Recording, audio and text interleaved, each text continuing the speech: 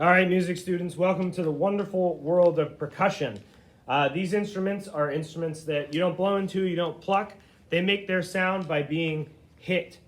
Some of them have pitches, like the xylophone that you see in front of you.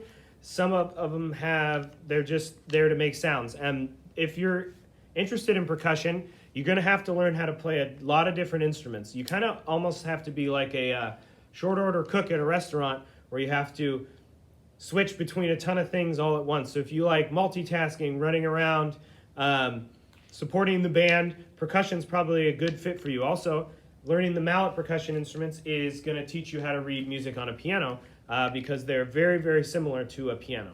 So let's get a rundown of some of these instruments. First, we'll start with our mallet percussion instruments.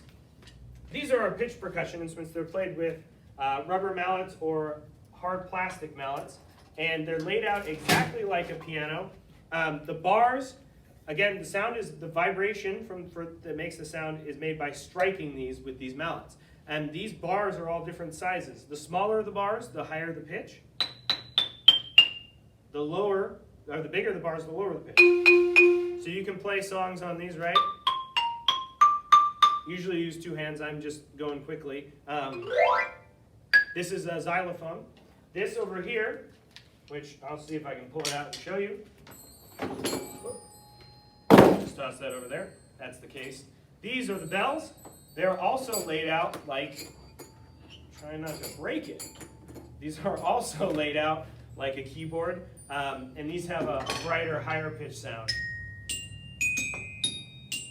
Okay? And again, you would play that with two hands. So these are our pitch percussion instruments. So you're going to have to learn how to read music and play them. But again, it's very similar to the piano, so all those skills translate. Then we get into our battery percussion. These are our drums. And again, you hit them and the drum head is vibrating and is what creates the sound. Now there's extra things on them like snares that run along the bottom of this drum that create different sounds and different timbres. But you're going to learn how to play with these. These are snare sticks. You can do rolls. Okay? And there's a bunch of different techniques on snare drum. You can also learn how to play bass drum, which, where'd my bass drum mallet go? That's all right. Which is going to help keep the band together, so you'll hit it.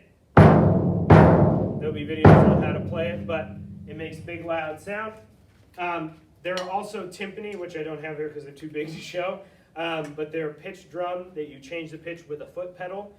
They're super fun and really important. There's also cymbals, like crash cymbals. Very exciting. Suspended cymbals, like this one right here that you'll play. Drum set, which is over there. And then we get into more of our auxiliary, which are little color effects or little rhythmic things. Like, for example, we have a wind chime here. We have, this whole box is filled with different kinds. This is a cabasa that you'll learn how to play. Maracas.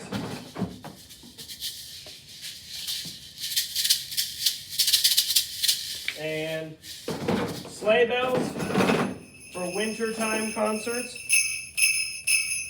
And cowbells. These are claves. All kinds of different auxiliary instruments, and each of them they have a specific way to be played, and you got to learn how to do those. Plus, learning how to play these mallets and snare drum, etc. There's a lot to learn, but it's really, really fun. It's exciting. It's usually pretty involved.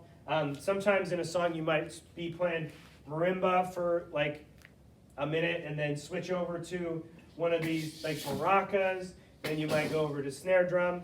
And you're working, there's other people in your section, you're working and deciding who's going to take what at what time. It's a really fun and exciting section of the band, and it adds a lot to the band. So this is percussion.